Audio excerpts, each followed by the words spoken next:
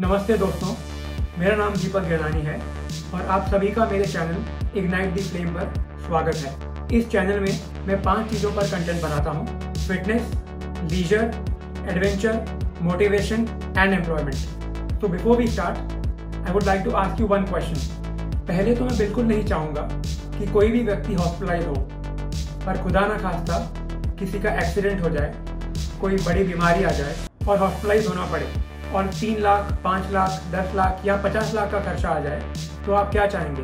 वो खर्चा health insurance company भरे या फिर आप अपनी सेविंग्स को ब्रेक करके हॉस्पिटल का बिल भरना चाहोगे? मेरे आज का टॉपिक है हेल्थ इंश्योरेंस। इस वीडियो के लिए मैंने काफ़ी सारे सवाल इकट्ठे करे हैं जो हम सब सोचते हैं एक हेल्थ इंश्योरेंस खरीदने से पहले। और इंडिया में किसी भी व्यक्ति को हेल्थ इंश्योरेंस खरीदना है तो उसे इस वीडियो को जरूर देखना चाहिए। इस विषय पर अधिक जानकारी देने के लिए मैंने एक हेल्थ इंश्योरेंस इंडस्ट्री के एक्सपर्ट को अपने चैनल पर इनवाइट किया है। So before I call him, let me do his introduction. He is the founder of GrowRight Wealth Solutions, a certified financial planner. People also call him Health Insurance Guru as he has over a decade of practical experience in the health insurance industry. In fact, इस industry में मैं काफ़ी लोगों से मिला हूँ, पर health insurance के प्रति इनका जो पैशन है वो रिमार्केबल है। So let's hear it from the health guru himself, Mr. Swapnil Kalbande. Hello Swapnil, welcome to my channel Ignite the Flame. Thanks. I hope you and your family are doing well. Yeah, we all are fine. I hope everything is good on your end also. Yes, absolutely. Thank you. So मैं आपके लिए health insurance को लेके बहुत सारे सवाल लाए हैं, तो चलिए बढ़ते हैं पहले और बेसिक सवाल की तरफ। हेल्थ इंश्योरेंस कौन खरीद सकता है? दीपक, हेल्थ इंश्योरेंस सबने खरीदना चाहिए और सब लोग खरीद सकते हैं। जैसे ही बच्चा जन्मता है और वो 3 महीने का हो जाता है, वो he can by insurance, right. और उसके बाद जैसे जैसे वो बड़ा होता है, वो स्टूडेंट होता है, he can also buy insurance but with his parents, ठीक है। उसके बाद जब कोई न्यूली मैरिड हो जाता है, वो इंश्योरेंस खरीद सकता है, ठीक है। और कोई सीनियर सिटीजन हो जाता है तो वो भी इंश्योरेंस खरीद सकता है। इंश्योरेंस कौन नहीं खरीद सकता है? जिनको मेजर क्रिटिकल इलनेस है, बिकॉज उनको इंश्योरेंस देने में कंपनियों को काफी रिस्क हो जाती है, ठीक है। लेकिन आज के टाइम पे काफी कंपनियों ने नए कुछ एडवांस प्रोडक्ट्स लाए हैं, जिसमें वो स्पेशली जिनको कैंसर होके गया है, क्योर होके गया है, या कुछ हार्ट की डिजीजेस होके गई है, वो क्योर होके गए हैं, आज के टाइम पे अंडरराइटर्स डिसीजंस के साथ उनको आज के टाइम पे हेल्थ इंश्योरेंस मिल रहा है। मतलब मोटा देखा जाए तो हेल्थ इंश्योरेंस आज सब लोग खरीद सकते हैं, एक्सेप्ट जो बहुत ज्यादा मेजर डिसीजेस है, उनको आज भी हमारे इंडिया में एक्सेप्टेड नहीं। Okay, thank you. मेरा अगला सवाल है कि अगर किसी को भी हेल्थ इंश्योरेंस खरीदना है तो ऐसी कौन सी चीजें हैं जिनके बारे में उनको सोचना चाहिए? वेरी नाइस क्वेश्चन दीपक। सबसे पहली बात आपको ये समझना बहुत जरूरी है कि you are buying a medical emergency service, not a product, right? So services are very important.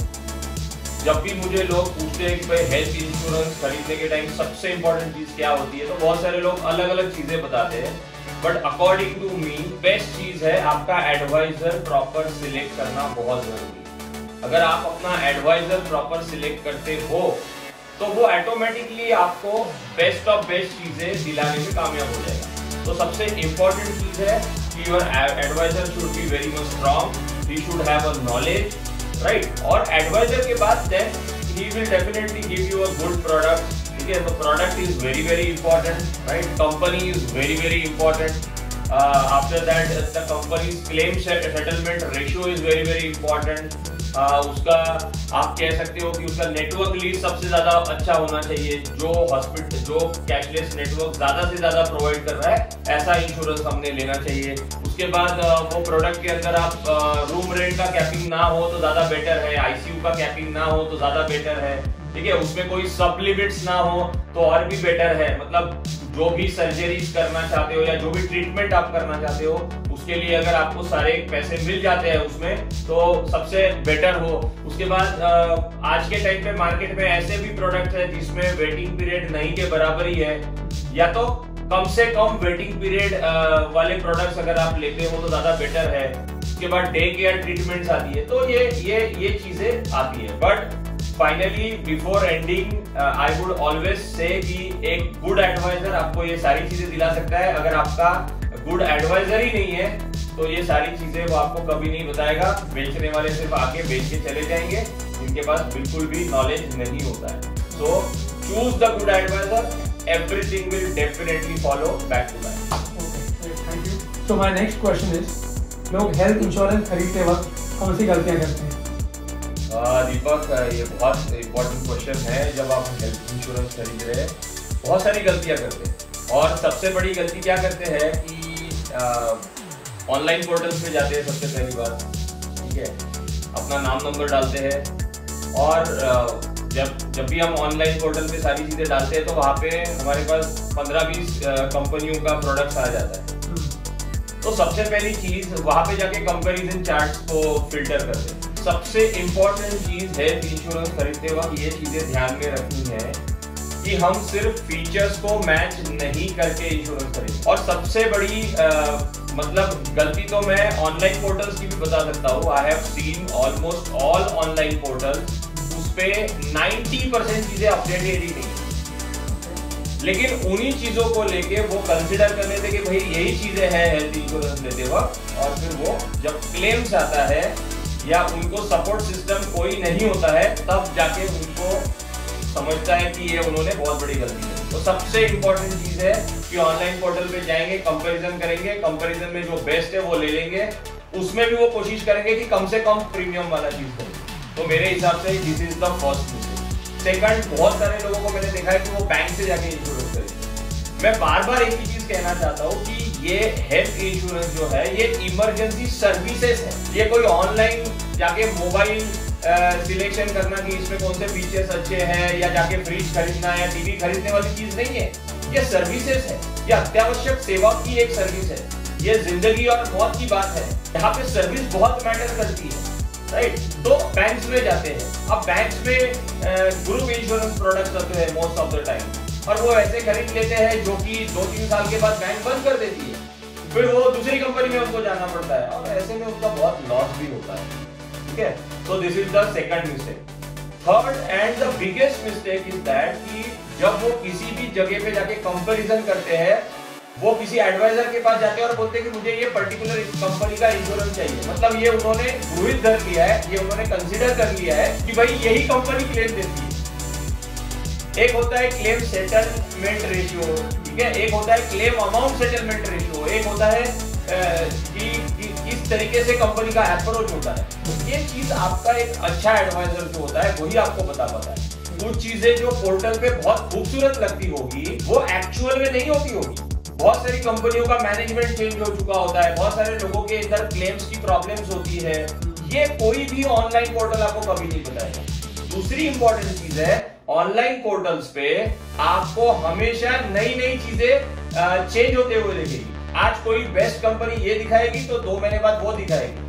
सो जो ज्यादा पैसा स्प्रेड करता है उसको ज्यादा प्राधान्य मिलता है ऑनलाइन पोर्टल पे। तो मैं तो कहूंगा कि भाई आप अपने अच्छे एडवाइजर के पास जाइएगा, उससे पूरा प्रोडक्ट समझिएगा। हाँ, ये और एक मिस्टेक हो सकती है कि खरीदते वक्त प्रोडक्ट्स के बारे में सवाल ही नहीं पूछते। कुछ लोग बहुत फास्ट इंश्योरेंस ले लेते हैं और कुछ लोग बहुत सोच के इंश्योरेंस ले लेते हैं। तो ये भी एक बहुत बड़ी मिस्टेक हो सकती है।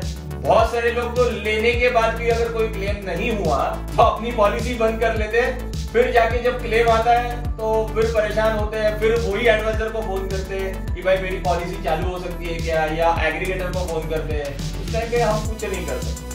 These are the basic mistakes. I think ये अवॉइड की जा सकती है अगर एक अच्छा एडवाइजर आपके पास हो। बिल्कुल। और फिर अगर वो नई पॉलिसी देते हैं, नई पॉलिसी लेंगे तो फिर से नया वेटिंग पीरियड चालू होगा, राइट। तो ये बहुत बड़ी मिस्टेक होती है। एब्सोल्युटली। मेरा अगला सवाल है, पिछले 1 साल में हेल्थ इंश्योरेंस इंडस्ट्री में काफ़ी बदलाव आए हैं, तो आपके हिसाब से ऐसे कौन से बेनिफिट्स ऐड हुए हैं जो कस्टमर्स के लिए काफ़ी फायदेमंद हैं?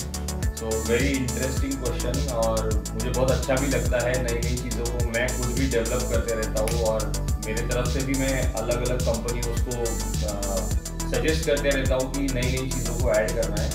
तो सबसे इम्पॉर्टेंट चीज़ ये है कि जैसे जैसे हेल्थ इंश्योरेंस का इम्पोर्टेंस आज के मार्केट में बढ़ रहा है, सो उसके अंदर डेवलपमेंट भी काफ़ी हो रही है, काफ़ी सारी कंपनियां अभी नई नई चीज़ें डेवलप कर रही है, प्रोडक्ट्स को एनहांसमेंट कर रही है।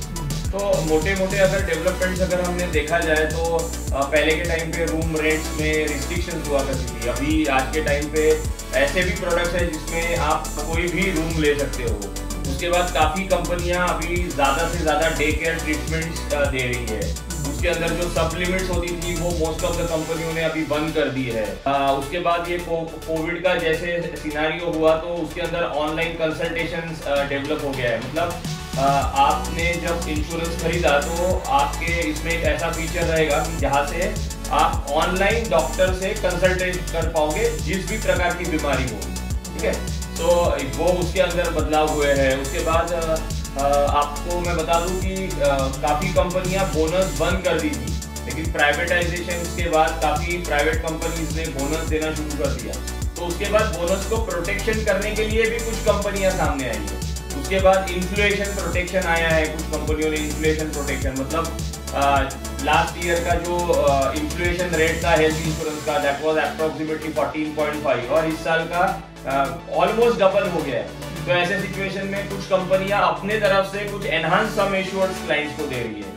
उसके बाद after this Covid scenario you must have seen, you must have observe कि कोविड के जो बिल्स आते थे उसमें काफी बड़ा कंज्यूमेबल्स का हाथ होता था। मतलब मोस्ट ऑफ द कंपनीज ने क्लेम्स तो दे दिए लेकिन कंज्यूमेबल का पैसा नहीं दिया। तो अब के प्रोडक्ट जो नए नए आ रहे हैं उसका 100% कंज्यूमेबल्स भी कवर कर रहे हैं हम लोग, ठीक है। तो दिस इज द थिंग। उसके बाद आने वाला फ्यूचर अगर मैं बता देता हूँ तो ये एडवांस ट्रीटमेंट का है। तो मोस्ट ऑफ द कंपनीज ने एडवांस ट्रीटमेंट लॉन्च की है, जैसे रोबोटिक सर्जरीज आ गई है, स्टेम सेल थेरेपी आ गई है, या पेडियाट्रिक सर्जरी, वेंटिलेटर कवरेज, इंट्रावाइटल, HIV एड्स, उसके बाद आप कह सकते हो डिप्रेशन के लिए आ गया है। तो ऐसी नई नई चीजें डेवलप हुई है। आने वाला पूरा भविष्य जो होगा वो वेलनेस के ऊपर भी होगा। बहुत सारी कंपनियां अभी मैटरनिटी प्रोडक्ट्स भी अच्छे अच्छे लॉन्च कर रही है। हालांकि मैटरनिटी ये कोई डिसीज नहीं है, बट डिमांड जैसे जैसे बढ़ते जाएगी वैसे वैसे नई नई चीजें इन्वेंट होते रहेगी। डेंटल के ऊपर काम चल रहा है, ठीक है। कुछ कंपनियां दे रही है डेंटल बट नॉट 100%। तो डेंटल के ऊपर काम चल रहा है। कुछ लोगों को लेजिक सर्जरीज करनी है तो वो आने वाले समय में आपको लेजिक सर्जरी भी कवर होते हुए दिखेगी। तो there are so many new invention. एक नया इन्वेंशन मैं बता रहा हूँ। I was just sitting with one of the MD of the company and I have just suggested them कि why don't we include our pet also in a health insurance. So I will tell you कि इसके अंदर भी एक काफी research हमने किया है, 2-3 साल से रिसर्च हो रहा है। तो आने वाले समय में मतलब स्काई इज द लिमिट। मैं बता रहा हूँ there are n numbers of possibility. और मुझे लगता है कि अगर इसमें जनता ने भी अगर हम लोगों को नए नए चीजें पूछी तो उसको भी हम इन्वॉल्व करने के सजेशंस कंपनी को दे सकते हैं। So future is very bright for health insurance and it will be definitely helpful to all the customers. Great, thank you. In fact अगर पेट को ऐड कर लिया तो आई एम श्योर बहुत से लोग खुश हो जाएंगे। उसके ऊपर काम तो चल रहा है बट लेट्स सी कि फ्यूचर कैसे होता है। So many complications are there. ठीक है, it's okay. We are working on those lines and hopefully you can see a new product in a coming years. अभी एक इम्पोर्टेंट सवाल, कस्टमर के पास हेल्थ इंश्योरेंस खरीदने के लिए काफ़ी ऑप्शन हैं। ऑनलाइन पोर्टल हो गया, एडवाइजर्स हो गए, बैंक हो गया, कंपनी के वेबसाइट हो गए। आपके एक्सपीरियंस के हिसाब से एक कस्टमर को हेल्थ इंश्योरेंस कहाँ से खरीदना चाहिए? It is not an emotional answer, but I will tell you कि अगर आपको हेल्थ इंश्योरेंस खरीदना है तो आप एक अच्छा एडवाइजर ढूंढो। अच्छे एडवाइजर से ही इंश्योरेंस लेना। आई एम नॉट अगेंस्ट कि ऑनलाइन पोर्टल से नहीं खरीदना चाहिए या बैंक से नहीं खरीदना चाहिए। मैं आपको बार बार एम्फसाइज करता हूँ इस वर्ड पे कि आप सर्विस बाय करें। और सर्विस बहुत इंपॉर्टेंट रोल प्ले करती है कि क्लेम आएगा तो करना क्या चाहिए, किसको कांटेक्ट करूँ। क्योंकि क्लेम जब आता है तब आदमी का माइंड का सोचने का जो क्षमता होता है वो खत्म हो जाता है। तो ऐसे टाइम पे मुझे कौन हेल्प करेगा, किसके साथ मेरा इमोशनल बॉन्डिंग है, कौन व्यक्ति मेरे को कंपनी के साथ रिप्रेजेंट करेगा। कभी कभी छोटे छोटे रीजंस के वजह से क्लेम डिक्लाइन हो जाते हैं, तो वो जो एडवाइजर होता है वो आपके लिए फाइट करता है कंपनी में। वो बताता है कंपनी में कि इसमें क्या जेन्युइनिटी है, क्या नहीं है। ये सारी चीजें बहुत ज्यादा मैटर करती है। मैं आपको बताता हूँ कि मेरे पास ऐसे काफी कस्टमर्स ऑनलाइन पोर्टल से खरीदने के बाद मतलब सेटिस्फाइड नहीं होते हैं, वो मुझे अप्रोच करते हैं और उसके बाद वो मेरे साथ करते हैं और फिर मुझे 2 साल के बाद या 3 साल के बाद जब उनका क्लेम आता है तो मुझे एक लेटर लिखते हैं कि रियली सर आपने मेरे को ऐसा ऐसा मदद किया, अगर आप नहीं होते तो शायद मेरी ये सारी चीजें पूरी नहीं होती। मैं तो इस चीज से बिल्कुल राजी हूँ कि आपके पास एक अच्छा स्ट्रॉन्ग एडवाइजर होना चाहिए, उसी से आपको इंश्योरेंस करना। मेरा अगला सवाल शायद बहुत लोगों के मन में होगा, अगर मैं हेल्थ इंश्योरेंस खरीदता हूँ और 10 साल तक मेरा कोई क्लेम नहीं आता तो मेरा क्या फायदा है? आपका क्या फायदा है? सबसे पहला तो यही फायदा है कि भगवान ने आपको 10 साल तक कुछ होने नहीं दिया। ठीक है, खैर इसके अंदर बहुत बड़ी डीपनेस है ये सवाल के अंदर। ऐसे बहुत सारे लोग मुझे फोन करते हैं क्योंकि we have also sold almost 15,000 customer, we have sold health insurance. So कभी कभी ऐसे प्रॉब्लम्स मेरे को आते हैं और लोग ये क्वेश्चन पूछते हैं तो कभी कभी मुझे हंसी भी आती है। सबसे पहले मैं उनको पूछता हूँ कि क्या सर आपको कुछ होना चाहिए क्या? ठीक है, तो बोलते नहीं ऐसा नहीं है, बट हमारा फायदा क्या है? तो मैं उनको कुछ टेक्निकली बातें बताने की कोशिश करता हूँ। कुछ लोग मतलब झगड़ा भी करते हैं, लेकिन मैं उनको समझाता हूँ तो फाइनली फिर वो शांत हो जाते हैं। चलो, सबसे पहले चीज समझनी बहुत जरूरी है, what is the definition of insurance. Insurance का डेफिनेशन ये है कि भगवान ना करे कभी भी आपके जिंदगी में कोई भी अगर मुसीबत आती है हेल्थ रिलेटेड, तो उस अनहोनी के समय जो आपका फाइनेंशियल लॉस हो सकता है, इमोशनल लॉस हो सकता है या किसी भी प्रकार का लॉस होता है, उसको भर के निकालने के लिए इंश्योरेंस बना हुआ है। ठीक है, दूसरी सबसे इंपॉर्टेंट चीज ये है कि आपको ये समझना बहुत जरूरी है इसका गणित। गणित क्या है कि मान के चलो कि 100 लोगों ने इंश्योरेंस की पॉलिसी खरीदी है, 100 लोगों में से 10 से 15 लोगों का क्लेम आता है और ये जो 15 लोग होते हैं उनके लिए वो 100 लोग पैसे इकट्ठा करते हैं। ठीक है, और कंपनी उन्हीं के 100 लोगों में से वो 15 लोगों को क्लेम देती है। तो कभी कभी ऐसा हो सकता है कि आपके पैसों से दूसरों को क्लेम दिया जा रहा है, मतलब ये कहीं ना कहीं आप लोगों के जिंदगी में कंट्रीब्यूट कर रहे हो। ये समझना बहुत जरूरी है।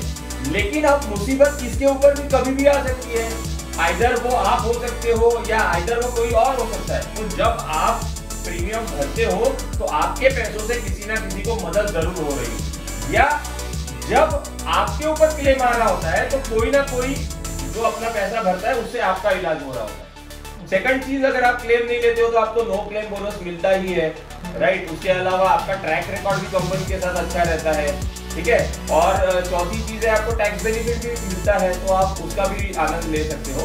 बट फाइनली ये चीज समझनी जरूरी है कि कंपनी के पास जो भी पैसा होता है वो आपने या जिन लोगों ने क्लेम लिया है उन्हीं का होता है, उन्हीं के पैसों से लोगों के क्लेम दिए जाते हैं। तो अगर आप क्लेम नहीं ले रहे हो इसका मतलब आप बहुत अच्छा काम कर रहे हो, पुण्य का काम कर रहे हो, आपके पैसे से लोगों का क्लेम सेटल्ड हो रहा है, लोगों की मदद हो रही है। Okay, great, thank you, that was insightful.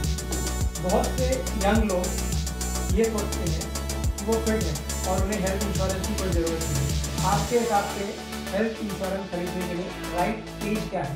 इस सवाल का जवाब मैं बहुत स्ट्रेट फॉरवर्ड दूंगा। सबसे पहली चीज, हेल्थ इंश्योरेंस खरीदने का कोई एज नहीं है। आई डोंट नो कि आपने कितने बार हॉस्पिटल्स में विजिट किया है। अगर आप हॉस्पिटल में विजिट करते हो तो एक अभी अभी जन्मा हुआ बच्चा भी उस हॉस्पिटल में होता है और काफी ओल्ड सीनियर सिटीजन्स भी आपको उस हॉस्पिटल में मिलते हैं। मैं आपको मेरा एक रियल इंसिडेंट शेयर करता हूँ। मेरी एज जब लगभग 33 की थी तो मेरे भी दिमाग में ऐसा थॉट आता था। उस टाइम पे मेरे पास इंश्योरेंस था बट सफिशिएंट इंश्योरेंस नहीं था। ऑन अ सडन डे मैं यहाँ से निकला, 9 जनवरी की बात थी। मैं निकला और चेक नाके के पास मेरा एक्सीडेंट हो गया और आप बिलीव करो मेरा इंश्योरेंस 5 लाख रुपए का था और जो मेरा पैर, लेफ्ट पैर मेरा नी पूरा डैमेज हुआ, उसको सही करने के लिए मुझे कम से कम 10 लाख रुपए खर्च करने पड़े। सो कहने का मतलब क्या है कि ऐसा कोई एज नहीं है। आप हॉस्पिटल में जाओ, आपको हर प्रकार के लोग दिखेंगे और हर प्रकार के लोगों को आज के टाइम पे हर प्रकार की बीमारियां देखोगे। ऐसा नहीं है कि ये पर्टिकुलर बीमारी इसी एज में होती है। आप देखो बड़े बड़े क्रिकेटर्स कितने कम उम्र में ठीक है, I will not name them, but आप जानते हो कितने बड़े बड़े फिल्म इंडस्ट्री के लोग, कितने बड़े बड़े इंडस्ट्रियलिस्ट लोग, ठीक है, जिनका कुछ एज भी नहीं है, बहुत सारे कॉर्पोरेट्स में काम करने वाले लोग, आपने देखा भी होगा कि किसी को 20 साल के अंदर हार्ट अटैक हो गया, किसी को 25 साल के अंदर हो गया, किसी को स्ट्रोक आ गया, किसी को कैंसर आ गया। तो इसमें कोई उम्र नहीं होती है। एक्सीडेंट्स आपको पता है कि नहीं पता है, मुझे नहीं पता, लेकिन आज के टाइम पे इंडिया में हर 30 सेकंड के अंदर एक आदमी का एक्सीडेंट हो रहा है। अब उसमें कोई एज क्राइटेरिया नहीं होता कि 30 साल वाले का एक्सीडेंट नहीं होएगा या 60 साल वाले का होगा, राइट।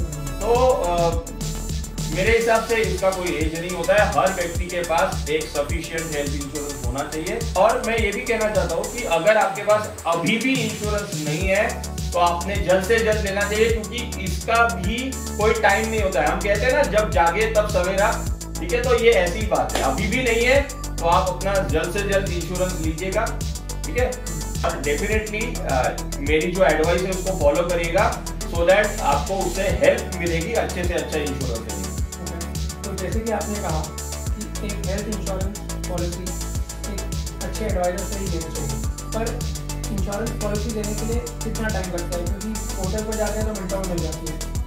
हाँ दीपक, आज के टाइम पे ऐसा कोई समय एडवाइजर के पास नहीं लगता है। जो ऑनलाइन पोर्टल्स अवेलेबल किसी एग्रीगेटर के पास है, मेरे हिसाब से उससे तो थोड़ा कम ही टाइम एक एडवाइजर के पास लगता हो। बिकॉज ऑनलाइन पोर्टल्स में आप जाके खूब सारी चीज़ें एंट्री करते हो, इनके पास एक्सपर्ट्स होते हैं, इनको पता होता है कि किस व्यक्ति को कौन सा प्रोडक्ट देना चाहिए, ठीक है, किसमें क्या लिमिटेशंस है, क्योंकि हर व्यक्ति की हेल्थ कंडीशन जरूरी नहीं है कि एक नॉर्मल व्यक्ति की तरह। तो एडवाइजर आपको एक अच्छी तरीके से end to end best of best product आपको मार्केट से चूज करके देता है, वो टाइम आपका बच सकता है। और बस फिर ऑनलाइन, आजकल सारी चीजें ऑनलाइन हो गई है, तो मेरे हिसाब से अगर आपकी हेल्थ बहुत अच्छी है, अगर आपकी एज सूटेबल है, तो मेरे हिसाब से 1 या 2 मिनट के अंदर आपके पास पॉलिसी मिल जाएगी। Okay, that's interesting. अब ये सवाल उन लोगों के लिए जिनको ऑलरेडी कंपनी से हेल्थ इंश्योरेंस मिला हुआ है, तो फिर वो फ्रेश हेल्थ इंश्योरेंस क्यों करेंगे, बाहर से क्यों करेंगे? ये बहुत हॉट क्वेश्चन है दीपक,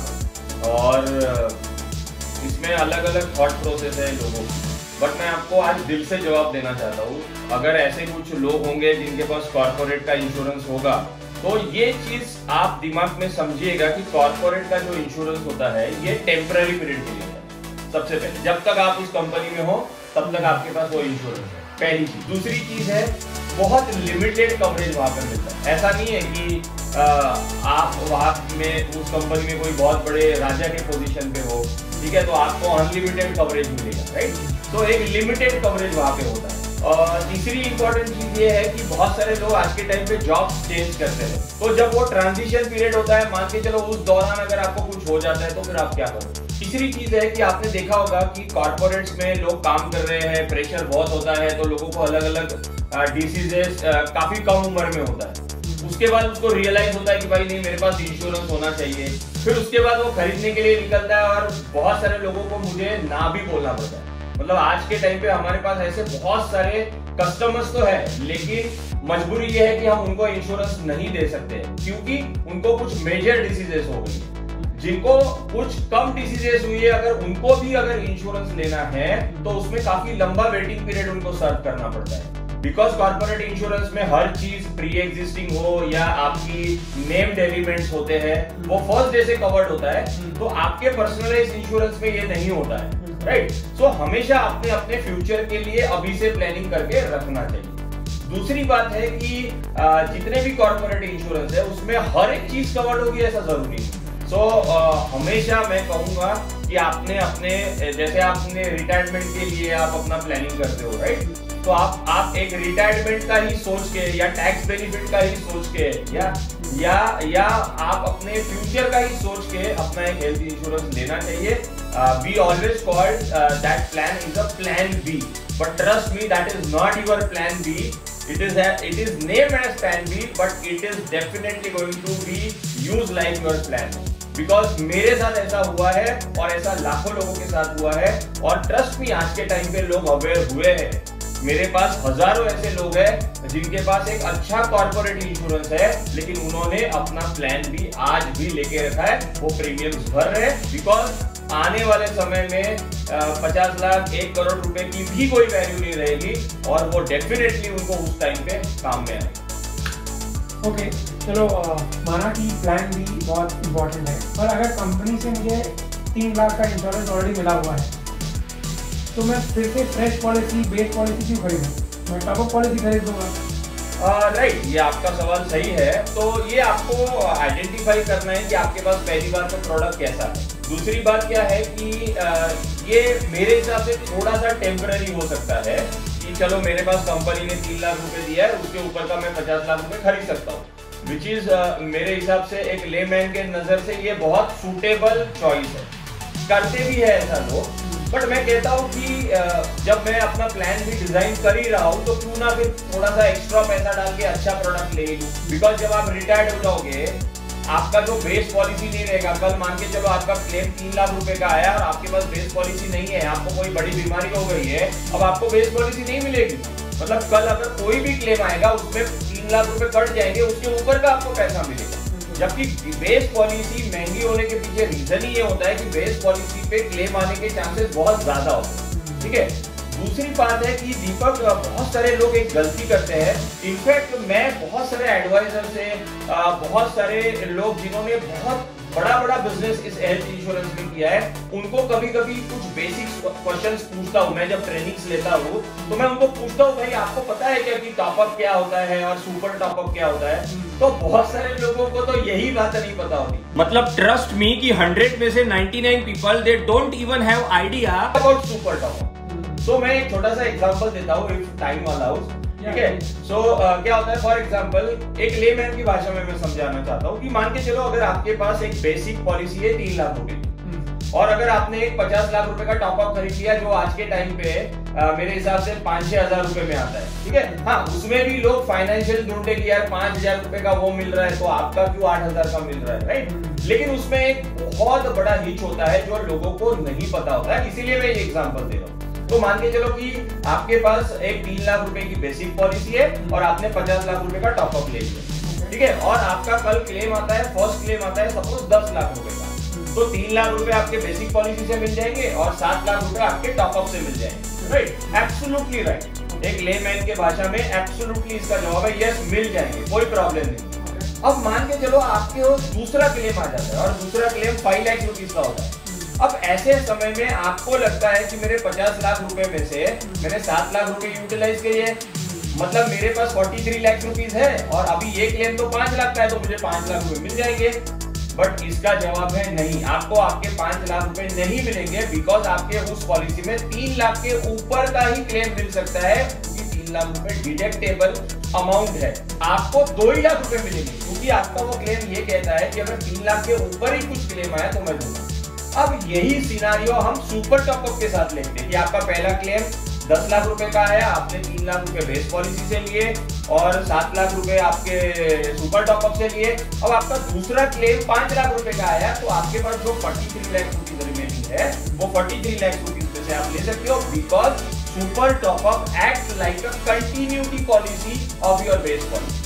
राइट, तो ये भी एक बहुत बड़ा टेक्निकल पॉइंट है जो लोगों ने ध्यान रखना चाहिए जो लोग इस तरीके की कुछ प्लानिंग कर रहे हैं। बट मैं फिर से कहूंगा कि बेस पॉलिसी ज्यादा इंपॉर्टेंट होती है टॉपअप पॉलिसी या सुपर टॉपअप पॉलिसी से। बेस पॉलिसी आपको ये गारंटी देती है कि लाइफ लॉन्ग कल कुछ भी हो जाए आपको एटलीस्ट बेसिक कवरेज तो मिल ही जाए। तो अगर किसी को कंपनी के अलावा कोई पॉलिसी लेनी है तो वो सुपर टॉपअप पॉलिसी लेनी, ठीक है, उसको टॉपअप नहीं लेनी। Okay, thank you. तो बहुत से लोग मोबाइल नंबर पोर्टेबिलिटी करते हैं, बट आजकल मैंने सुना है कि हेल्थ इंश्योरेंस भी पोर्ट हो रहा है, तो आप उसके बारे में कुछ ब्रीफली समझा सकते हैं, उसके कुछ फायदे हैं? यू आर एब्सोल्युटली राइट दीपक। जैसे मोबाइल पोर्टेबिलिटी होती है वैसे आज के टाइम पे हेल्थ इंश्योरेंस में भी पोर्टेबिलिटी होती है। बट पोर्टेबिलिटी करते वक्त हमें कुछ इम्पोर्टेंट पॉइंट्स को थोड़ा सा ध्यान में रखना होता है। सबसे पहली बात मैं आपको बता देता हूँ कि ऐसा कंसेप्ट क्यों डेवलप हुआ। तो इंडिया में basically there are 3 variants of insurance. One is life insurance, one is general insurance and one is the health insurance segment. तो ये जो हेल्थ इंश्योरेंस सेगमेंट है ना, ये पिछले 10-12 साल से मार्केट में आया है। तो उसके लिए नए लाइसेंसिंग गवर्नमेंट ने निकाले थे, उसके लिए भी कुछ टर्म्स कंडीशन थे कि ऐसे ही कंपनियों को हेल्थ इंश्योरेंस के लाइसेंस मिल सकते। तो मोस्ट ऑफ द लोग, जितने भी लोगों के पास जनरल इंश्योरेंस से पॉलिसीज ली है, वो आज के टाइम में हेल्थ में पोर्टेबिलिटी कर रहे हैं। तो बहुत सारे लोग पूछते हैं कि करना चाहिए कि नहीं करना चाहिए। इसका मैं थोड़ा सा डिप्लोमेटिक आंसर देना चाहता हूँ कि अगर आप रीजन ढूंढिएगा कि पोर्टेबिलिटी क्यों करनी है, राइट, तो सबसे पहला रीजन क्या हो सकता है कि हो सकता है जनरल इंश्योरेंस कंपनी के जो प्रोडक्ट्स है वो थोड़े आउटडेटेड हो, ठीक है। दूसरी बात है उनका कैशलेस नेटवर्क कम हो, ठीक है। तीसरी बात हो सकती है कि उनके प्रीमियम्स बहुत ज्यादा हो, बिकॉज उनके पास कम कस्टमर्स है। आज के टाइम पे लोग हेल्थ इंश्योरेंस से ज्यादा कस्टमर अट्रैक्ट हो रहे हैं, तो उनके पास कस्टमर कम होंगे, तो परमिटेशन कॉम्बिनेशन में उनको वही प्रोडक्ट एक्सपेंसिव पड़ता हो, उसमें टीपीए इन्वॉल्व होता है और प्रोडक्ट्स भी इतने अट्रैक्टिव नहीं बन पा रहे हैं, राइट। टीपीए मतलब थर्ड पार्टी एडमिनिस्ट्रेटर, मतलब फॉर एग्जांपल अगर एक XYZ कंपनी है, उनसे हम पॉलिसी तो खरीद रहे हैं, बट उन्होंने अपने क्लेम्स सेटलमेंट करने के लिए किसी थर्ड पार्टी को इन्वॉल्व करके रखा है, जिससे थोड़ा सा क्लेम प्रोसेस में थोड़ा सा डिले होने के चांसेस बढ़ जाते हैं। अब अगर आप हेल्थ इंडस्ट्री की बात करोगे तो उसमें कुछ गिनी चुनी कंपनियां हैं, ठीक है। सो उसमें सबसे पहली बात टीपीए कंसेप्ट ही खत्म हो जाता है क्योंकि इन हाउस क्लेम सेटलमेंट होता है। वैसा आज के टाइम पे जनरल इंश्योरेंस कंपनियां भी इन हाउस कर रही है, but most of the time health insurance कंपनियों का ये गारंटी है कि वो इन हाउस उनका हो रहा है। दूसरी बात क्या है कि उनके प्रोडक्ट्स में नए नए इनोवेशन वो कर रहे हैं, बिकॉज उनके पास कुछ करने के लिए नया नहीं है। जैसे जनरल इंश्योरेंस कंपनी का फोकस देखा जाए तो मोटर के तरह है, ट्रांजिट के तरफ है, ठीक है, फायर इंश्योरेंस के तरफ है, तो उनके पास हजारों सेगमेंट्स है, तो उसमें हजारों में एक छोटा सा सेगमेंट हेल्थ भी है। खैर, कमिंग टू द पॉइंट कि हेल्थ इंश्योरेंस कंपनी के जो प्रोडक्ट्स है वो बहुत अपग्रेडेड हो गए हैं, उनका कैशलेस नेटवर्क बहुत ज्यादा है, उनकी सर्विसेज बहुत फास्ट है, ठीक है, उनका क्लेम सेटलमेंट के लिए जो कमिटमेंट है वो भी बहुत अलग लेवल पे है, राइट। सो मेरे हिसाब से yes, you can go with portability option if you are getting a good option, if you can save your premium, if you are getting a good hospital network, good advisor अगर आपको मिलता है तो you can go. But yes, portability करते वक्त कुछ important चीज ये है कि मैं कुछ एक सेगमेंट है जिनको मैं चाहता हूँ कि उन्होंने कभी पोर्टेबिलिटी नहीं करनी चाहिए, क्योंकि वो फंस सकते हैं। सबसे बड़ी चीज क्या होती है कि बहुत सारे एडवाइजर पोर्टेबिलिटी के नाम पे नई पॉलिसी दे देते हैं, तो ये चीजों से बचना चाहिए। उसके लिए हमें करना ये है कि जब भी हमारी पॉलिसी हमारे पास आती है पोर्टेबिलिटी करके, तो उस पॉलिसी में लिखा होता है कि आपकी ये पॉलिसी पोर्ट करी हुई है, राइट। तो वो चीजों को आप थोड़ा प्रॉपरली पढ़ लीजिए, क्योंकि हमें पता नहीं होता है इसके बारे में, ठीक है। दूसरी चीज है, अगर आपको कोई प्री एग्जिस्टिंग डिसीज होगी, मान के चलो किसी को डायबिटीज होगी या हाइपरटेंशन होगी, तो हाइपरटेंशन है, डायबिटीज है, तो उसके लेके कंटिन्यूटी उन्होंने दी है कि नहीं दी है, वेटिंग पीरियड तो नहीं दे दिया है, तो वो चीज को आप थोड़ा सा चेक करिएगा, ठीक है। उसके बाद आपको मैं बता देता हूँ, हाँ, बहुत सारे लोगों का ये भी सवाल होता है कि अरे यार, मेरा जो नेम्ड एलिमेंट से रिलेटेड जो 2 साल का वेटिंग पीरियड था, मैंने पोर्टेबिलिटी अगर कर ली तो मेरा फिर से 2 साल का वेटिंग पीरियड लग जाएगा। तो मैं आप लोगों को बताना चाहता हूँ इस चैनल के माध्यम से कि अगर आपने किसी कंपनी में 2 साल से ज्यादा का समय निकाल दिया है, तो आप जब पोर्ट करते हो तो वहां पे डे 1 से सारी चीजें कवर होती है, there is no waiting period, ठीक है। हाँ, लेकिन कुछ ऐसी चीजें हैं जिन्होंने पोर्टेबिलिटी करनी ही नहीं चाहिए। मान के चलो किसी को हार्ट का प्रॉब्लम होके गया है, किसी को कोई मेजर क्रिटिकल इलनेस हो गया है, किसी को कैंसर होके गया है, किसी को ब्रेन का कुछ छोटा मोटा ऑपरेशन हुआ है, किसी को स्ट्रोक होके गया है, ऐसे लोगों ने गलती से भी पोर्टेबिलिटी नहीं करनी चाहिए, क्योंकि अगर ऐसे लोगों ने पोर्टेबिलिटी कर ली तो उनको 100% क्लेम नहीं मिलेगा फ्यूचर में। ये मैं आपको आपके चैनल के माध्यम से लोगों को बताना चाहता हूँ। So be careful, but portability is a very good option and which will help you to get a good product which is realistic and which will helpful for your future. Okay, great, thank you. मेरा अगला सवाल, किसी भी व्यक्ति को कितने amount का health insurance लेना चाहिए? ये तो बहुत कठिन सवाल है दीपक।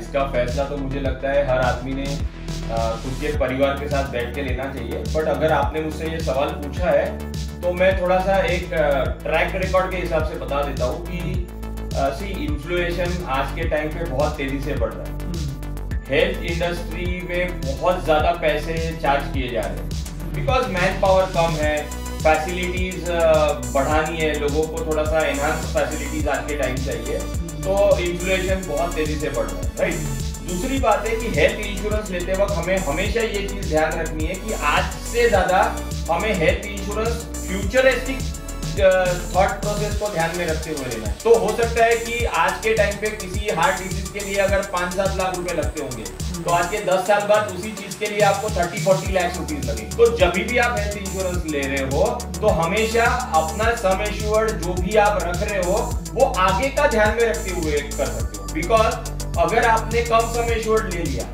और अगर आपको कोई बड़ा डिजीज हो गया तो आपको enhancement of sum assured possible नहीं हो पाएगा। तो मैं इसको एक कैटेगरी वाइज बता देता हूँ।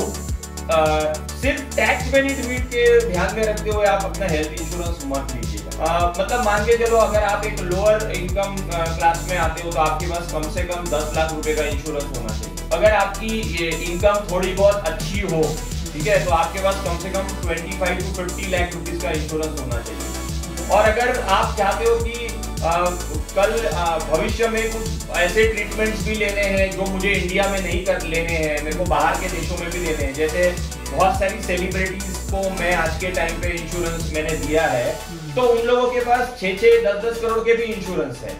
सो जैसे आपकी लाइफस्टाइल है वैसे आपने सम एश्योर्ड लेना चाहिए। बट अगर ओवरऑल देखा जाए तो मेरे हिसाब से 25 to 50 लाख रुपीज का इंश्योरेंस आपके पास आज के टाइम पे होना ही चाहिए। अगर डिफिकल्ट है 25-30 लाख रुपए तक पहुंचना, तो आप एक चीज मेथड को अप्लीकेबल कर सकते हो कि आपने एक बेसिक 5-10 लाख रुपए का इंश्योरेंस ले लिया, जैसे जैसे आपका हर साल का एनुअल रिन्यूअल आता है आप थोड़ा सा उसको 2 लाख 2.5 लाख रुपए से बढ़ते जाइएगा। और एक चीज मैं बताऊंगा कि आप अपनी थोड़ी सी फैमिली हिस्ट्री को भी चेक करिएगा कि बहुत सारे लोगों के लाइफ में किसी मम्मी को अगर डायबिटीज है या किसी पापा को हाइपरटेंशन है, ठीक है, जैसे मेरी मम्मी को आज के टाइम पे हाइपरटेंशन है, तो मेरे को पता है कि आने वाले समय में मेरे को भी ये चीजें हो सकती है। I can definitely cure by, मतलब मैं अपने ऊपर काम करके उसको क्योर कर सकता हूँ। बट मैं जानता हूँ अगर किसी के फैमिली में कोई कैंसर का हिस्ट्री है, किसी के फैमिली में कोई ब्रेन का हिस्ट्री है या कोई बहुत ज्यादा एक्सपेंडिचर का हिस्ट्री है, तो मेरे को आज ही समझ लेना चाहिए कि ऐसा मेरे फैमिली में हो चुका है, तो मैंने पहले से ही जो बोलते हैं ना कि समझदारी का डिसीजन लेके ज्यादा से ज्यादा हेल्थ इंश्योरेंस लेके रखना।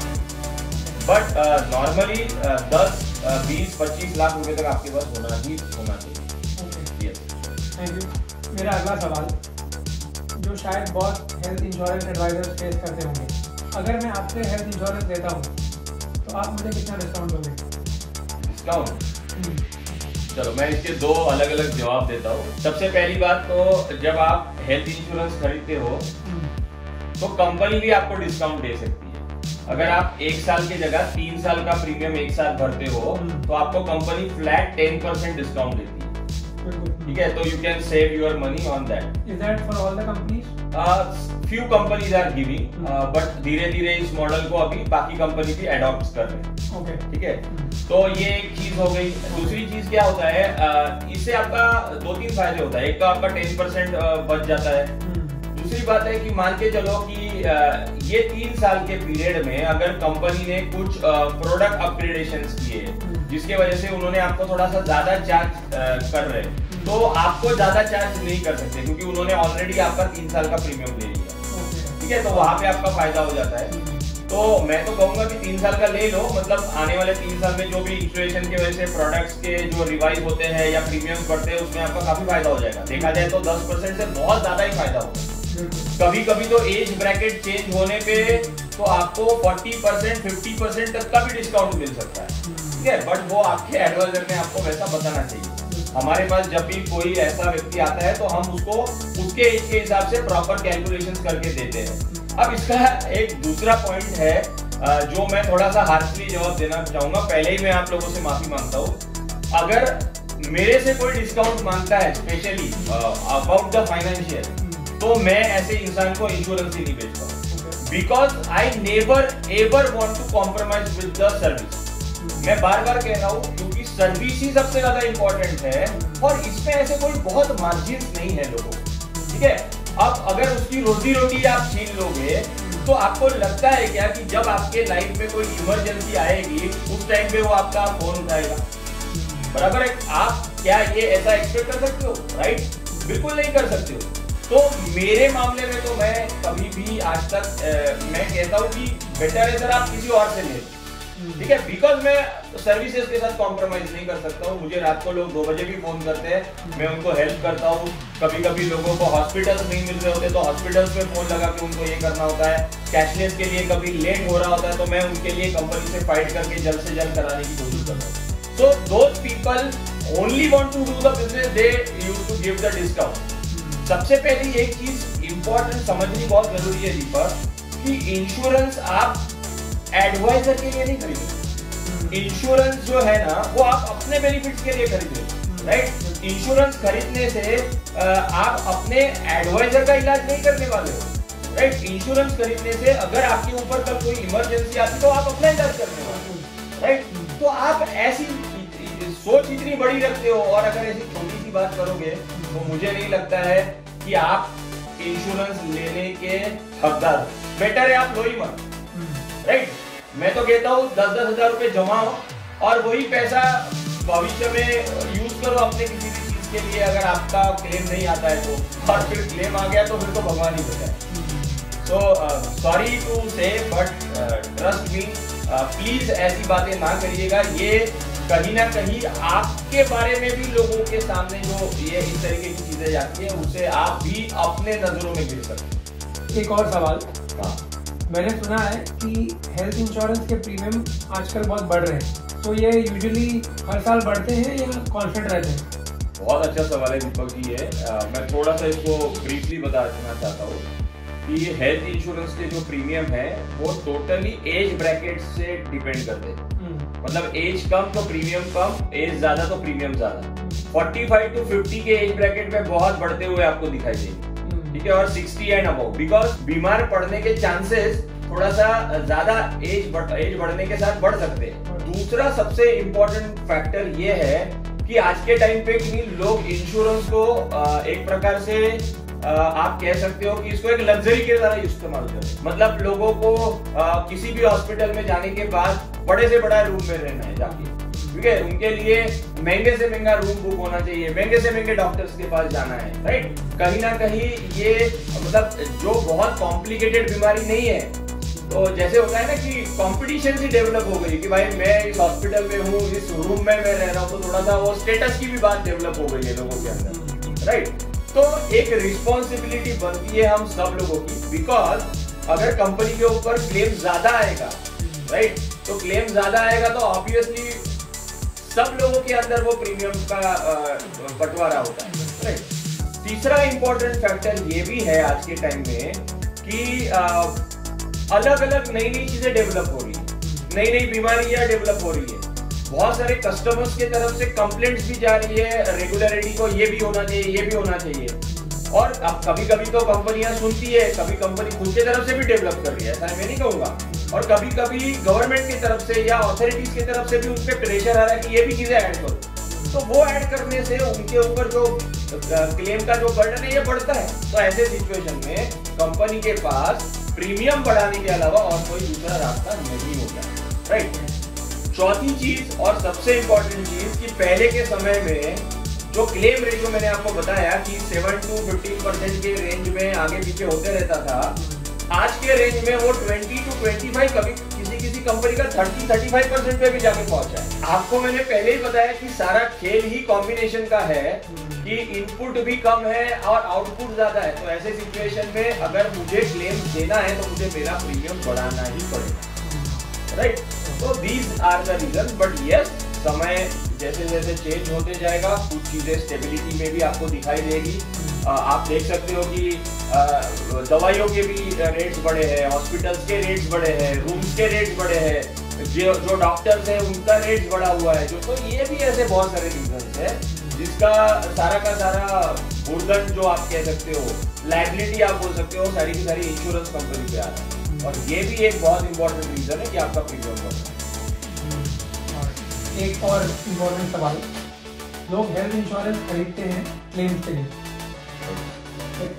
तो ऐसे कौन से क्लेम रिलेटेड पॉइंट्स हैं जो आप कस्टमर्स को बताना चाहेंगे? So first of all, thank you for asking this question because this is a very crucial question after buying the health insurance. इससे रिलेटेड मैंने एक बहुत डिटेल में वीडियो भी बनाया है, ठीक है? अगर आप अपने चैनल के माध्यम से वो वीडियो लिंक अगर शेयर कर सकते हो तो आप अपने व्यूअर्स को वो शेयर करिएगा। बट थोड़ा सा मैं बताना चाहता हूँ कि क्लेम का प्रोसीजर समझना बहुत जरूरी है। There are 3 types of claims, ठीक है? सबसे पहले एक इमरजेंसी कैशलेस क्लेम, मतलब कल किसी भी समय में कुछ भी हो सकता है और मैं कैशलेस हॉस्पिटल नेटवर्क में जा सकता हूँ। दूसरा क्लेम का प्रकार होता है कि आपने प्री प्लान्ड हॉस्पिटलाइजेशन प्लान किया है, ठीक है? तो प्री प्लान्ड कैशलेस हॉस्पिटलाइजेशन का सेकंड कैटेगरी होगी। और तीसरी चीज है that is called as a reimbursement process, ठीक है? तो मैं थोड़ा सा ब्रीफ में बता देता हूँ कि इमरजेंसी कैशलेस में होता क्या है कि बहुत सारे लोग मुझे कहते हैं कि अरे हॉस्पिटल वाले जो लोग हैं वो मुझसे डिपॉजिट चार्ज करते हैं। तो इमरजेंसी कैशलेस हॉस्पिटल है, जो इंश्योरेंस कंपनी है उनको नहीं पता कि आप हॉस्पिटलाइज हुए, पहली बात। दूसरी बात कि जो हॉस्पिटल्स है उनको भी ये नहीं पता कि आपकी कंपनी आपको अप्रूवल देगी कि नहीं देगी, तो वो अपनी सिक्योरिटी चेक करेगी, वो अपना सिक्योरिटी देखती है। तो डिपेंडिंग ऑन हम जिस हॉस्पिटल में जाते हैं वो हमारे को डिपॉजिट चार्ज करते हैं। जो सेकंड कैशलेस होता है वो प्लान्ड होता है, उसमें आपको कोई डिपॉजिट वगैरह कोई चार्ज नहीं करता है। आपने पहले से ही कोई सर्जरी या कोई भी जो ट्रीटमेंट है वो आपने पहले से ही प्लान करके रखी है, उसके पहले से ही अप्रूवल्स लेके रखे हैं, उसको लेके जो भी इन्वेस्टिगेशन हॉस्पिटल्स को करनी है या जो भी कंपनीज को करनी है वो कंप्लीट हो गई है।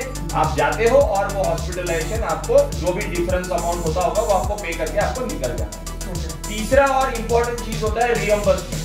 तो रियम्बर्समेंट प्रोसेस बहुत टाइम कंज्यूमिंग प्रोसेस है, हार्डली इसमें 15-20 दिन तो कम से कम लगता ही है। आज के ऐसे सिनारियो में थोड़ा ज्यादा समय भी लग रहा है बिकॉज काफी इंश्योरेंस कंपनियां मैन पावर को लेके प्रॉब्लम्स में है, क्योंकि वहां पे finally they are also human being. तो रियम्बर्समेंट क्लेम में क्या होता है कि आपको कंपनी का क्लेम फॉर्म होता है, उसमें पार्ट ए पार्ट बी होता है। पार्ट बी आपको हॉस्पिटल से भरना होता है, पार्ट ए जो होता है वो आपको खुद को भरना होता है। और जितने भी आपके investigation report, bill, discharge summary होती है वो उसको अटैच करके हमें कंपनी को भेजना होता है। तो वो टाइम कंज्यूमिंग प्रोसेस होता है, तो वो आपको मिलता है। तो there are 3 types of claims, आप इन तीनों माध्यम से अपने क्लेम्स को सेटल कर सकते हो। मोस्ट इंपॉर्टेंट चीज मैं ये कहूंगा कि जब भी आप कोई भी क्लेम करते हो तो जो आपका फर्स्ट डॉक्यूमेंट होता है, जब आपको हॉस्पिटल देता है आपके प्री एग्जिस्टिंग के बारे में या आपके लाइफस्टाइल के बारे में पूछता है, तो बहुत केयरफुली भरना बहुत जरूरी है। अदरवाइज थोड़े से कॉम्प्लिकेशंस आ सकते हैं क्लेम्स के लिए। बाकी बहुत सारी डिटेलिंग है, ये चीजें बहुत सारी चीजें इसके अंदर है। आप मेरा वीडियो शेयर करिएगा, उसमें से आपको और भी ज्यादा डिटेल्स मिल जाएंगे। Thank you. इतना सब सुनने के बाद जनता जवाब चाहती है कि कौन सी हेल्थ इंश्योरेंस कंपनी है जो इंडिया की बेस्ट इंश्योरेंस कंपनी है? दीपक, ये बहुत डिफिकल्ट क्वेश्चन है।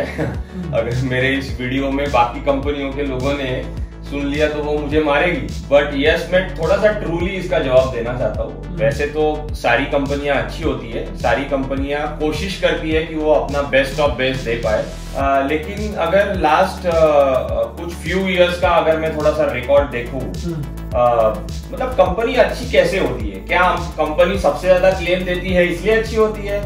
ठीक है, क्या कोई कंपनी सबसे बेस्ट प्रोडक्ट देती है इसलिए वो बेस्ट होती है? क्या कोई कंपनी बहुत फास्ट क्लेम सेटल करती है तो वो कंपनी बेटर होती है?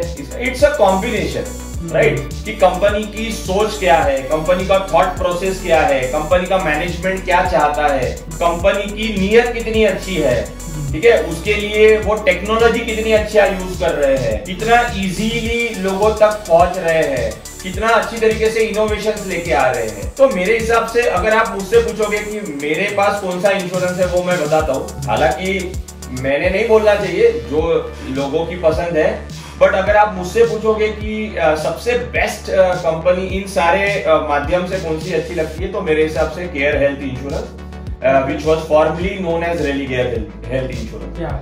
उनका मैनेजमेंट का अप्रोच बहुत ही ज्यादा मतलब सुंदर है, बढ़िया है, अप्रोचेबल लोग हैं, उनकी टीम्स बहुत स्ट्रांग है, उनके प्रोडक्ट्स बहुत स्ट्रांग है, उनका कैशलेस नेटवर्क बहुत स्ट्रांग है, उनका आईटी डिपार्टमेंट बहुत स्ट्रांग है, उनकी जो थिंक टैंक है, उनका जो फ्यूचरिस्टिक व्यू है बहुत स्ट्रांग है। तो I will definitely recommend the care product. But yes, और भी कंपनी है जैसे HDFC अर्गो है, ठीक है, उसके बाद जनरल में बजाज अलायंस जनरल है, ठीक है, और अभी मणिपाल आ रही है या मैक्स ग्रुप आ रही है। These companies are also very good, ठीक है।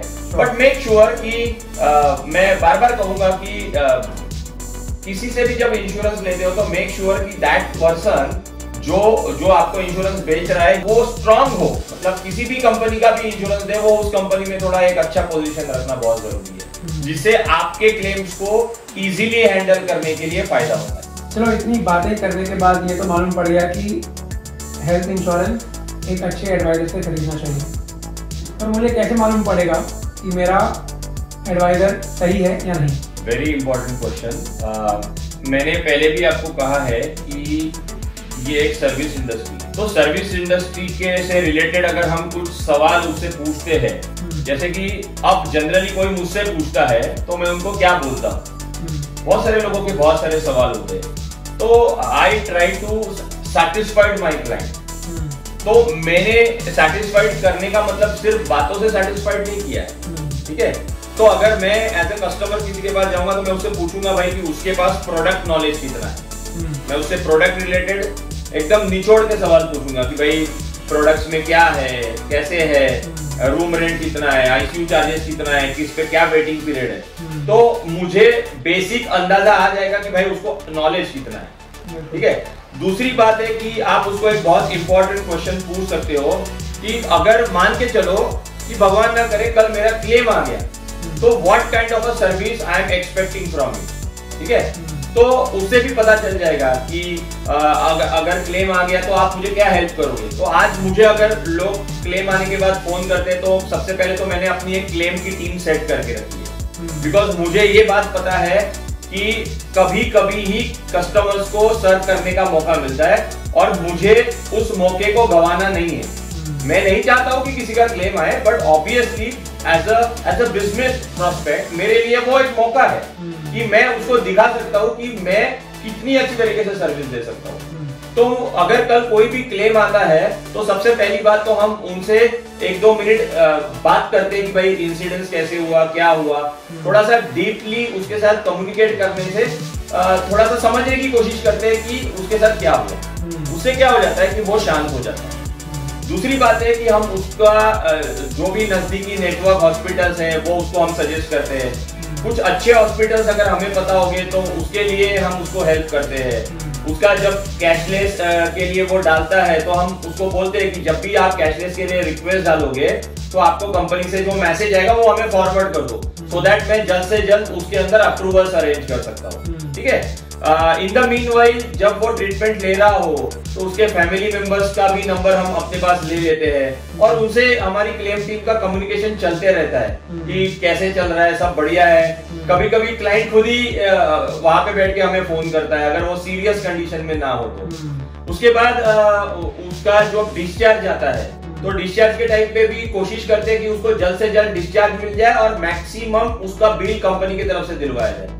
तो जैसे ही उसका सेटलमेंट लेटर आता है हमारी टीम भी चेक करती है हमारी तरफ से कि अननेसेसरीली कोई एक्स्ट्रा डिडक्शन तो नहीं किए हैं, अगर करे है तो उसको फिर रिवाइज लेटर देना बहुत जरूरी है। तो ये सारी चीजें बहुत इंपॉर्टेंट है, ये सारी चीजों का नॉलेज आपके एडवाइजर के पास होना बहुत जरूरी है। दूसरी बात है कुछ एड ऑन सर्विसेज वो आपको देगा क्या, मतलब मान के चलो कि आपके पॉलिसी के अंदर कुछ हेल्थ चेकअप्स है तो वो क्या आपके लिए अरेंज करके दे रहा है क्या, या टाइम टू टाइम इस इंडस्ट्री के बारे में आपके पास नॉलेज पहुंचा रहा है क्या, या रियम्बर्समेंट क्लेम में वो फॉर्म भरने के लिए हमारी मदद करेगा क्या। अगर कोई क्लेम में प्रॉब्लम आती है तो क्या वो कम्युनिकेट करके कंपनी के साथ कम्युनिकेट करके हमारे क्लेम्स को बेस्ट ऑफ बेस्ट देने की कोशिश करेगा क्या। ये सारे सवाल आपने उनसे पूछना चाहिए। अगर आपको इन सारे सवालों का सेटिस्फैक्टरी जवाब मिलता है तो आप समझ लो कि आप एक अच्छे एडवाइजर के पास हो, अदरवाइज आपकी सर्च जारी रहनी चाहिए। ठीक है। और आप मुझसे भी कांटेक्ट कर सकते हो, शायद मेरा नंबर आप यहाँ पे अगर चला लोगे तो ज्यादा बेटर है। ठीक है। और एक चीज मैं ऐड करना चाहता हूँ कि मैं जैसे कि बार बार आपसे कह रहा था कि एक अच्छा एडवाइजर कितना काम में आता है। एक अच्छा एडवाइजर सिर्फ पॉलिसी नहीं सेल करता है, एक अच्छे एडवाइजर से बात करके आपको भी अंदर से हौसला आता है, राइट। उसके बाद है कि उसको पता है कि हर साल हमें उसको फेस करना है, तो वो हमेशा कोशिश करता है कि आपके सामने बहुत क्रिस्टल क्लियर या बहुत ही अच्छी चीजें आपके पास लेके आ सके। ठीक है, मतलब उसमें कोई चीटिंग ना हो या उसमें ऐसे कुछ पॉइंट्स ना हो जो छुपे हुए हो। ठीक है, अच्छी कोई स्कीम्स है, किसी का एज ब्रैकेट चेंज हो रहा है, वो भी आपको बताने में वो आपको हेल्प करता है। ठीक है, तो वो भी बहुत सारा एडवाइस। दूसरी बात है कि हमारा उनके साथ एक फैमिली रिलेशन डेवलप हो जाता है। तो फैमिली रिलेशन जब डेवलप हो जाता है तो कभी कभी कुछ चीजें आउट ऑफ द वे जाके भी उनके लिए करनी पड़ी तो वो हम करने की कोशिश करते हैं। तो वो बहुत इंपॉर्टेंट है, बॉन्ड डेवलप करना बहुत जरूरी है। और स्पेशली बैंक सिस्टम में या ऑनलाइन एग्रीगेटर के साथ ऐसा कोई भी संबंध डेवलप नहीं होता है, और फिर जब मुसीबत आती है तो आप सिर्फ मेल कर सकते हो और आपके पास कुछ बहुत ज्यादा ऑप्शंस नहीं बचते। और जो भी कुछ लड़ाई करनी है, अगर कोई बड़ी प्रॉब्लम्स आती है तो वो उस लड़ाई में आप अकेले ही होते। मैं कहूंगा कि जैसे एक अच्छा वकील जरूरी है, मैं सच हूं या झूठ हूं ये प्रूव करने के लिए, वैसे ही हेल्थ इंश्योरेंस में एक अच्छा एडवाइजर बहुत जरूरी है। अब तक मेरे पास आपके लिए इतने ही सवाल हैं। Thanks a lot for your valuable time and input. आपसे बात करके बहुत अच्छा लगा एंड आई होप हमने हेल्थ इंश्योरेंस रिलेटेड सारे पॉइंट्स कवर कर दिए हैं, और आपके इस एक्सपर्ट एडवाइस से आई एम श्योर मेरे व्यूअर्स एक सही हेल्थ इंश्योरेंस खरीद पाएंगे। अगर इसके अलावा भी आपके मन में हेल्थ इंश्योरेंस के संबंधित कोई और सवाल है तो आप कमेंट बॉक्स में लिखें और हम उन सवालों का जवाब अपने नेक्स्ट वीडियो में ज़रूर देंगे। Thanks for watching this video. अगर आपको लगता है ये वीडियो हेल्पफुल है तो इसे प्लीज़ लाइक करें, शेयर करें और मेरे चैनल इग्नाइट द फ्लेम को सब्सक्राइब करना ना भूलें। Till we meet again, please take care and stay safe.